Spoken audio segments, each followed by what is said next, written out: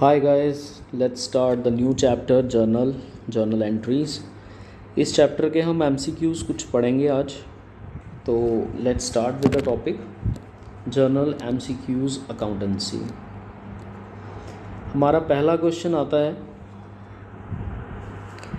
कि debit means an increase in asset, increase in liability, decrease in asset and increase in proprietors equity. अगर हम इसकी बात करें increase in asset, increase in liability या other four options जो भी हमारे सामने हैं, सबसे पहले तो उस क्वेश्चन का जो मीनिंग क्या क्लियरेंस है, डेबिट का क्या मतलब है। देखिए ये एसेट लाइबिलिटी की फॉर्म में बात कर रहा है तो हम आंसर एसेट लाइबिलिटी की फॉर्म में देंगे कि डेबिट का क्या मतलब होता है। आपको पता है all assets have a debit balance, all liabilities have a credit balance. इसका मतलब अगर लाइबिलिटी बढ़ेगी तो क्रेडिट होना चाहिए, एसेट बढ़ेंगे तो डेबिट होना चाहिए, एसेट घटेंगे तो क्रेडिट होना चाहिए। और प्रॉपराइटर की इक्विटी इंक्रीज़ करिए, इंक्रीज इन प्रॉपराइटर्स इक्विटी। प्रॉपराइटर्स इक्विटी में आपका कैपिटल आता है प्लस रिजर्व एंड सरप्लस आते हैं, इसलिए ये पोर्शन आपका लाइबिलिटी का है। तो हेंस इसका मतलब भी क्या हुआ, increase in liability means credit. तो answer is your a part, and increase in asset is equals to debit. Next आता है आपका क्रेडिट का क्या मतलब होता है। सेम उसी फॉर्म में पढ़ेंगे। इंक्रीज इन एसेट का मतलब डेबिट है, इंक्रीज इन लाइबिलिटी का मतलब क्रेडिट है। अब इंक्रीज इन लाइबिलिटी की जगह डिक्रीज इन लाइबिलिटी है तो डिक्रीज मतलब उल्टा, मतलब ये भी डेबिट है। तो हमें क्रेडिट पूछा था तो increase in liability is your credit. Last option था डिक्रीज इन प्रॉपराइटर्स इक्विटी। मैंने प्रॉपराइटर्स इक्विटी आपको बताया लाइबिलिटी डिक्रीज कर रही है तो इसका क्या मतलब हुआ, इसका मतलब हुआ कि it is liability decreasing means debit. तो बेटा आपका एक ही क्रेडिट बनता है, that is an increase in liability. Next आता है आपका journal is a book of original entry, all cash transaction, secondary entry, original entry, और फोर्थ ऑप्शन आपके पास आता है ऑल नॉन कैश ट्रांजैक्शन। सबसे पहले तो मैं आपको बता दूं कि जर्नल बुक्स के अंदर सारी की सारी ट्रांजैक्शंस रिकॉर्ड की जाती हैं, ट्रांजैक्शंस रिकॉर्ड की जाती हैं। इसका मतलब all original entries are recorded under the journal books. Secondary entry किसको कहा जाता है, सब्सिडरी बुक्स। जो हमारी सब्सिडरी बुक्स बनती हैं उसके अंदर हम सेकेंडरी एंट्री करते हैं। और even though all cash transactions या non cash transactions, both transactions are recorded under journal book, इसलिए हमारा आंसर बनता है a, original entry. Fourth question की हम बात करें अगर, तो फोर्थ क्वेश्चन कहता है the process of recording a transaction in the journal is called. अब जर्नल के अंदर अगर हम रिकॉर्ड करते हैं ट्रांजैक्शन तो उसको क्या कहा जाता है, ऑब्वियस है that is a journalising. Posting कब करते हैं, जब हम जर्नल से लेजर में पैसा ट्रांजैक्शंस को एंटर करते हैं, उसको पोस्टिंग कहा जाता है। टैलिंग का क्या किसको कहते हैं, टैली करना। टैली करने का मीन्स यहाँ पर अकाउंटिंग बुक्स में रिलेट नहीं करता, पर you can calculate it as tally करना, एक बुक से दूसरी बुक को रिलेट करना। और बैलेंसिंग, जब लेजर के एंड बैलेंसेस को balance carry down find out किए जाते हैं, उसको बैलेंसिंग का स्टेप कहा जाता है। But here is we are talking about journal entries, so journalising is the part. Next आ जाता है आपका LF। LF as you all knows that it is a journal part होता है। जर्नल एंट्रीज के अंदर हमारा एक कॉलम बनता है जिसको हम बोलते हैं लेजर फोलियो। इसके अंदर हम लेजर का पेज नंबर मेंशन करते हैं। इस field eight the time of, ये किस टाइम पर हम इसको फिल करते हैं, जर्नलाइजिंग के टाइम पर, बैलेंसिंग, कास्टिंग और पोस्टिंग। देखिए ऑब्वियस ही बात है, जर्नल एंट्रीज डालते वक्त जब जर्नल एंट्रीज का हमारा फॉर्मेट बनता है उसी टाइम पर हम लेजर फोलियो बीच में लिखते हैं, तो hence it is a part of journalizing. Thereafter कहता है the process of transferring the transactions relating to change in a particular item at one place in the form of an account is called. देखिए बात करता है the process of transferring the transactions relating to change in a particular item at one place in the form of an account is called. अब यहाँ पर क्या हो रहा है, ट्रांजैक्शन को ट्रांसफ़र किया जा रहा है, relating to change in a particular item at one place in the form of account is called, इसको हम क्या बोलेंगे? The answer is known as posting. Why? इसका मतलब है एक बुक से दूसरी जगह पर ट्रांसफ़र करना। तो हम एक बुक से दूसरी जगह पर ट्रांसफ़र कैसे करते हैं? Here is a journal, here is a ledger. जब हम जर्नल एंट्री को लेजर में ट्रांसफ़र करते हैं तो उस स्टेप को क्या कहते हैं? That is known as posting. मैंने आपको पहले भी बताया, जर्नल एंट्री रिकॉर्ड करना, जब ट्रांसफ़र करेंगे पोस्टिंग, कास्ट करना, एंड फाइनली द बैलेंसिंग, जब balance carry down find out किया जाता है। लास्ट पॉइंट आता है आपका, the answer is B. Now the words to balance brought forward और बाय बैलेंस ब्रॉड फॉरवर्ड और recorded in a particular column at the time of posting of. Posting of, देखिए ध्यान से, इन्होंने क्या लिखा है कि बैलेंस ब्रॉड फॉरवर्ड या balance brought forward. To balance brought forward कब होगा? जब डेबिट साइड पर आएगा। बाय बैलेंस ब्रॉड फॉरवर्ड कब होगा? जब क्रेडिट साइड पे एंट्री आएगी। दोनों में से एक जगह एंट्री आ रही है। Recorded in a particular column at the time of posting of. आप खुद सोचिए, हम डेबिट की या क्रेडिट साइड पर बैलेंस ब्रॉड फॉरवर्ड कौन सी एंट्री के टाइम पर रिकॉर्ड करते हैं?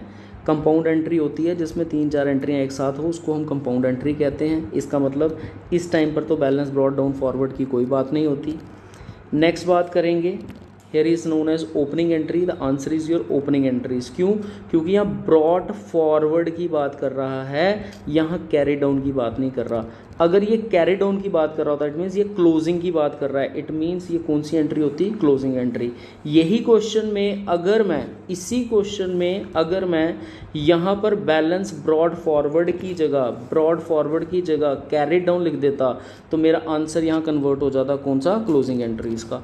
Now this question answer is your opening entries. Next आता है, if wages are paid for construction of business premises account dash account is credited and dash account is debited. यहाँ question में तो आपको ध्यान देना ही है, साथ में आपने जब क्वेश्चन रीड किया तो आपने यहाँ पर देखा कि wages are paid for construction of business premises. बच्चों ने फटाफट किया, वेजेस पेड की हैं, पैसा जा रहा है, कैश अकाउंट हो गया क्रेडिट। और डेबिट किसको करेंगे? वेजेस पेड की गई हैं business premises. Business premises is my asset and assets account must be debited. तो मेरा एंट्री बन गई business premises account DR to cash account. बच्चे ने आंसर लिखा बिजनेस प्रीमाइसेस टू कैश, लेकिन आंसर यहाँ गलत हो जाता है। क्यों गलत होता है? क्योंकि क्वेश्चन के अंदर उसने पहले लिखा है कि डैश अकाउंट इज क्रेडिटेड।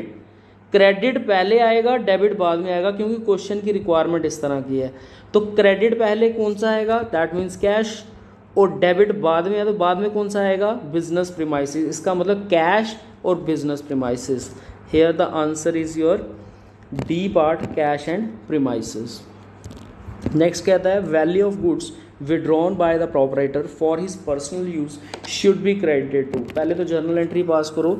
जब हम गुड्स विड्रॉन करते हैं, ये केसेस मैंने आपको पढ़ाए थे, special cases when the purchase account is to be credited. Purchase account कब क्रेडिट होता है? परचेज अकाउंट सिर्फ उन केसेस में क्रेडिट होता है जब गुड्स हमारे बिजनेस से चले जाएं और किसी तरह का सेल ऑफ गुड्स ना हुआ हो। लाइक किसी तरह का लॉस ऑफ गुड्स हो गया, गुड्स लॉस्ट बाय ट्रांजिट हो गया, गुड्स लॉस्ट बाय फायर हो गया, goods withdrawn for personal use हो गया, गुड्स गिवन एज चैरिटी हो गया, गुड्स गिवन एज डोनेशन हो गया, तो goods distributed as free sample हो गया जिसमें एडवर्टीजमेंट आप करते हैं। तो ये सारे केसेस मेरे कौन से थे? जिन केसेस में परचेज अकाउंट को मैं क्रेडिट कर रहा हूँ। क्यों कर रहा हूँ? क्योंकि इन केसेस में सेल ऑफ गुड्स नहीं हुआ लेकिन गुड्स मेरे से चले गए, तो मुझे परचेज को क्या करना पड़ेगा? मुझे परचेज को क्रेडिट करना पड़ेगा, मतलब मुझे माइनस करना पड़ेगा, उतनी परचेज कम करनी पड़ेगी अपनी बुक्स ऑफ अकाउंट से। हैंस कहता है value of goods withdrawn by the proprietor for his personal use. तो एंट्री मेरी बनती है drawings account DR to, drawings account DR to purchase account, hence purchase account is to be credited. तो मेरा answer आ जाएगा B। Next कहता है मैसर Stationery mart, यहाँ नाम से ध्यान रखेंगे, messrs Stationery Mart will debit the purchase of stationery to. देखिए आपको बताया स्टेशनरी खरीदी तो स्टेशनरी अकाउंट क्या होता है, डेबिट। लेकिन ये कौन है प्रोपराइटर, स्टेशनरी मार्ट वाला है। जब कोई भी सामान हम खरीदते हैं बेचने के पॉइंट ऑफ व्यू से, तो उस सामान को, उस गुड्स को हम हमेशा परचेज अकाउंट का नाम देते हैं at the time of purchase, और सेल का नाम देते हैं at the time of sale. Hence यहाँ पर स्टेशनरी किस नाम से आएगी, परचेज अकाउंट से। The answer is your A. Next कहता है journal is also called, journal को क्या क्या कहा जाता है। यहाँ पर दिया गया है day book, log book, history sheet and subsidiary book. देखिए ये एक पर्टिकुलर डेफिनेशन नहीं है कि जर्नल बुक को डे बुक कहा जाता है, ऐसा कोई प्रॉपर पर्टिकुलर फॉर्मेट नहीं है, बट इन 4 ऑप्शंस के comparatively you can say it is a day book.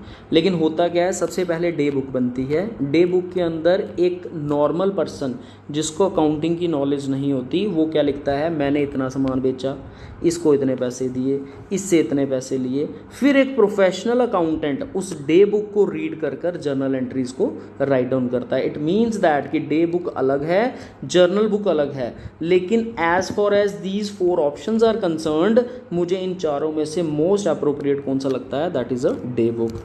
Come to the next part, here is in journal the business transaction is recorded, in journal the business transaction is recorded। obvious है journal entries के अंदर, मैंने अभी आपको बताया ये day book है, तो डे की अगर ट्रांजैक्शंस जितनी भी हुई उसको मैं रिकॉर्ड करूँगा। इसका मतलब जर्नल के अंदर वो ट्रांजैक्शन रिकॉर्ड होती हैं जो उसी दिन की होती हैं, कोई हफ्ते की नहीं होती, कोई महीने की नहीं होती, कोई साल की नहीं होती। सेम डे सेम ट्रांजैक्शंस को रिकॉर्ड किया जाता है इन द जर्नल बुक्स।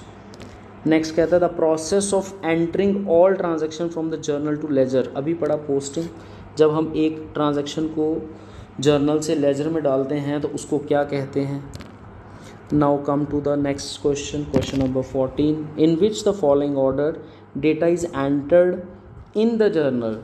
किस ऑर्डर में हम उसको रिकॉर्ड करते हैं, अल्फ़ाबेटिकल ऑर्डर में, बुलेट्स ऑर्डर में, या फिर न्यूमेरिक ऑर्डर में, या क्रोनोलॉजिकल। आपको यहाँ पर क्रोनोलॉजिकल का means as you all knows timely basis पर, तो ऑब्वियस है जो ट्रांजैक्शन पहले होगी उसको बाद में पहले रिकॉर्ड करेंगे, जो बाद वाली होगी उसको बाद में रिकॉर्ड करेंगे।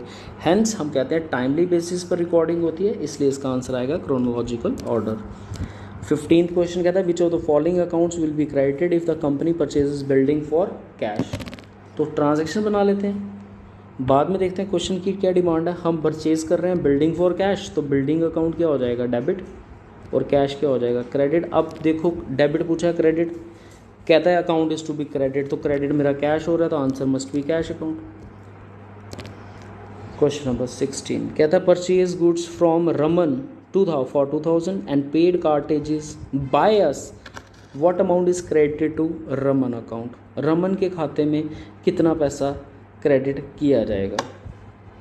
सबसे पहले देखो क्या कहता है, परचेज गुड्स फ्रॉम रमन, उधार की एंट्री है, सामने नज़र आ रही है, तो मैं क्या करूँगा, गुड्स को ख़रीद रहा हूँ, परचेज अकाउंट DR डेफिनेटली। उसके बाद 2 क्या कर रहा हूँ, रमन अकाउंट। अब परचेज़ की हैं गुड्स, रमन से की हैं, तो मेरी एंट्री जो बनती है वो 2000 की बनती है। अब बात आती है कि पेड कार्टेजेस बाय अस। अब हमने कार्टेजेस भी पे की हैं, कार्टेजेस पे की हैं, तो कार्टेजेस पेड की एंट्री क्या आएगी, कहता है कार्टेजेस अकाउंट DR2, पेड की हैं, पेड मतलब पैसे दिए हैं, to cash account. It means Raman के खाते में कार्टेज वाली एंट्री तो आई नहीं, सिर्फ कौन सी आई, परचेज गुड्स वाली, और वो कितनी थी, दैट इज 2000, तो answer must be your 2000। A payment of ₹100 to Azad transporter for bringing a machine to our factory should be debited to. मैंने आपको बताया था एसेट अगर हम परचेज करते हैं तो उस एसेट को पुट टू यूज़ करने तक जितना भी खर्चा आता है वो उसी एसेट के अंदर ही डेबिटेड होता है। इट मीन्स दैट ये एसेट हमने खरीद कर उसको फैक्ट्री तक लाया, अभी तक वो मशीनरी यूज़ में नहीं आई, इसलिए ये खर्चा किस अकाउंट में जाएगा? एसेट अकाउंट में, कैरेज अकाउंट में नहीं जाएगा। Answer must be your D, machine account.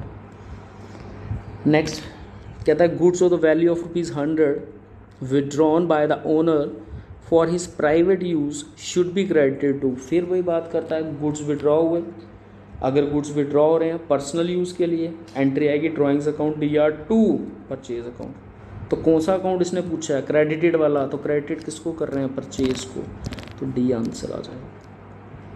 Question number 19 कहता है wages of workman employed for setting up new machinery should be debited to। मेरा फिर उसी लैंग्वेज से ये क्वेश्चन सॉल्व होता है कि अगर मैंने कोई एसेट खरीदा, जब तक उसको मैं पुट टू यूज़ नहीं कर देता तो उस टाइम तक का जितना भी खर्चा है वो मेरे एसेट अकाउंट में डेबिट होता है। हैंस ये कहता है मैंने नई मशीनरी खरीदी और उसको मैंने क्या किया? उसको इंस्टॉल किया, उसको सेटिंग अप किया, तो उस वेजेस फॉर वर्कमैन को किस अकाउंट में डालूंगा? इसी एसेट अकाउंट में डालूंगा, मतलब इसी मशीनरी अकाउंट में डालूंगा। Answer is your B part, that is your machinery account. Next कहता है question number 20 which of the following accounts will be credited on giving cash donation. Which of the following account will be credited पूछा गया। ये तो मैं बाद में देखूंगा डेबिटेड या क्रेडिटेड, पहले मैं आंसर में ये बताऊँ आपको कि इसकी जर्नल एंट्री किस तरह से लिखेंगे। कहता है कैश डोनेशन कर दी, तो donation account DR2 cash account. जब आपके पास ये एंट्री सॉल्व हो गई तो अब डेबिट पूछेगा तो लिख देना डोनेशन अकाउंट, अगर क्रेडिट पूछ रहा है तो क्या आएगा? Cash account. तो answer is your a part, cash account.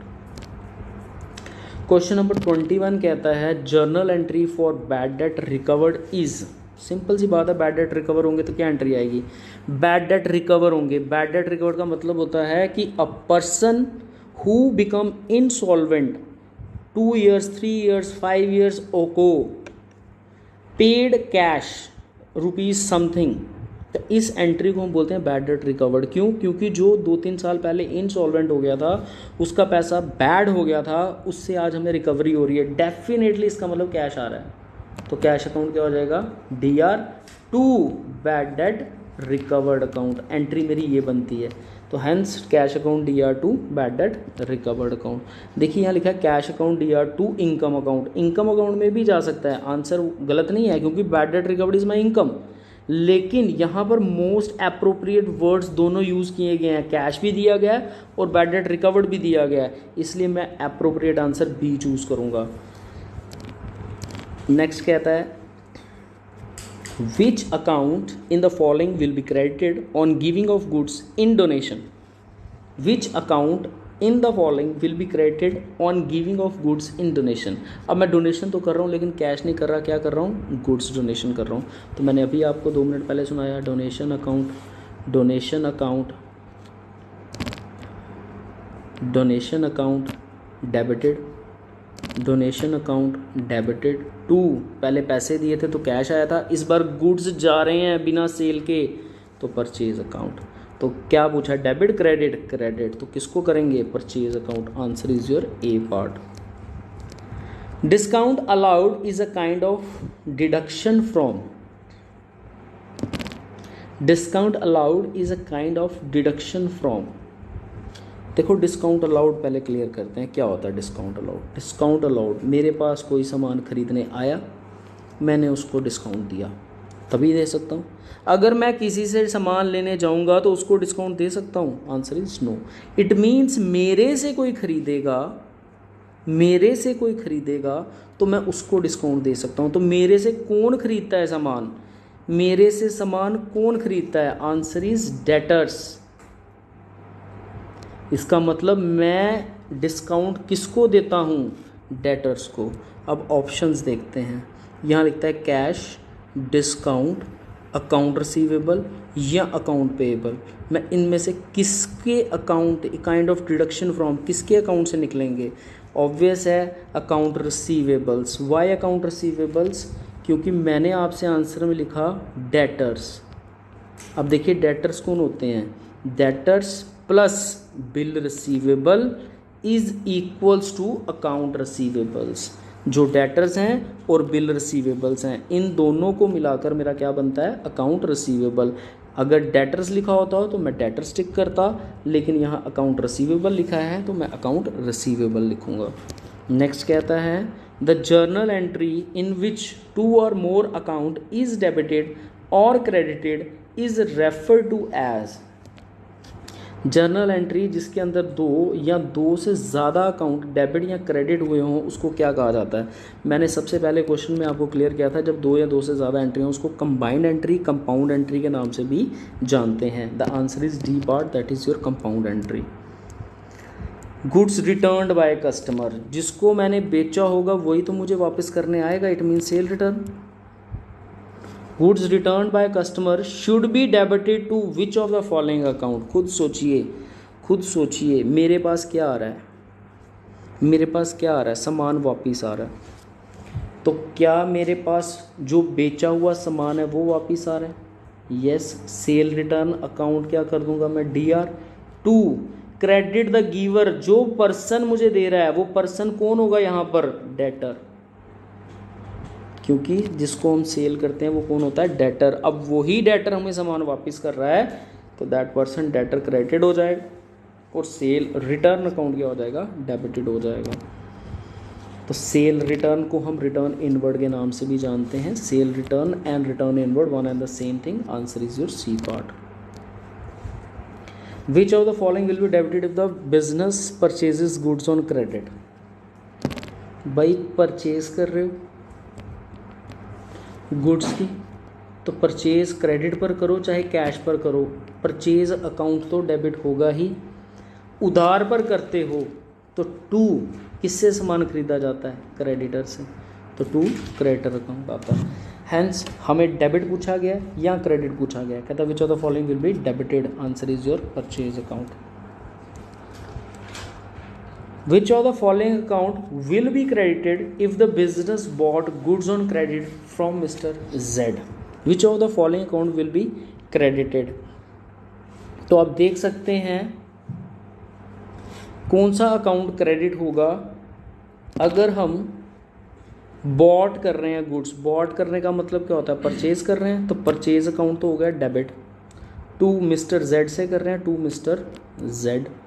यहाँ पर कैश आता अगर कैश पर होता, लेकिन इसने साफ लिख दिया कि बॉट गुड्स ऑन क्रेडिट, उधार पर खरीदे गए हैं, तो it means that purchase account क्या हो रहा है, डेबिट, और मिस्टर Z क्या हो रहा है, क्रेडिट। तो हमें कौन सा ढूंढना है, क्रेडिट वाला, तो mister Z account. A is your right answer. Hope so आपको ये 27 के 27 क्वेश्चन समझ आ गए होंगे। अगर फिर भी किसी में डाउट रहा हो तो आप मुझसे नेक्स्ट वीडियो के कमेंट बॉक्स में पूछ सकते हैं। Thank you so much.